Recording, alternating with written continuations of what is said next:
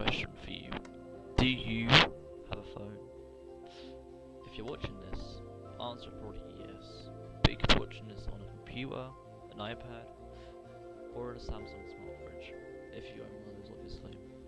But what you are watching this on doesn't matter at all, because I want to talk how phones ruined your social life without even realising, and many others. We'll go into that. But before I even start about that, I want to talk about the uprising of phones.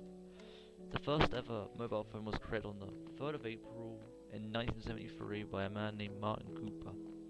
At this time, phones were just meant to be used as a way to communicate with people without going to their house or meeting them in person. However, they weren't released into the public until 1983. After the initial mobile phone was released, there was a new phone being distributed called a smartphone, which is the phones we all use today. Smartphones were way more advanced than mobile phones, as you had access to a touchscreen which allowed you to open apps such as a messaging app or a call app with a touch of your finger. However, smartphones weren't really popularized until 2007 when the first ever iPhone was released, which is where the main part really comes along with this talk.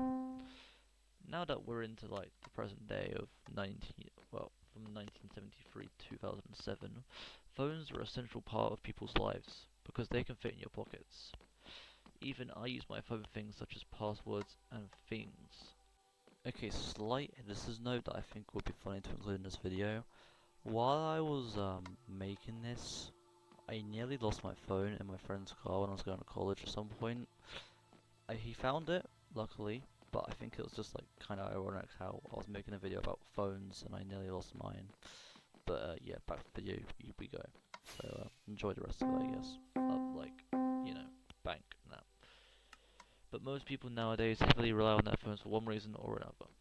The main people who use these are addicted to their phones, and they are anywhere from 12 to 19. If I tasked you to go outside when all the children are on their way to school, you might be labelled as a paedophile, but you'd also see a lot of them glued to their phones like it's their life support machine. Another case for phones being bad for you is when you are driving, because just in 2023, around 371 deaths were caused by phones because you were in such a need to rate Snapchat how you flip someone off through the window of your car. These issues are still continuing here in 2026, and here's why I know that more than other people usually would. I have 3 nieces and one nephew, well, 2 nieces and 1 nephew, should I say. They're aged 13, 10, and 8.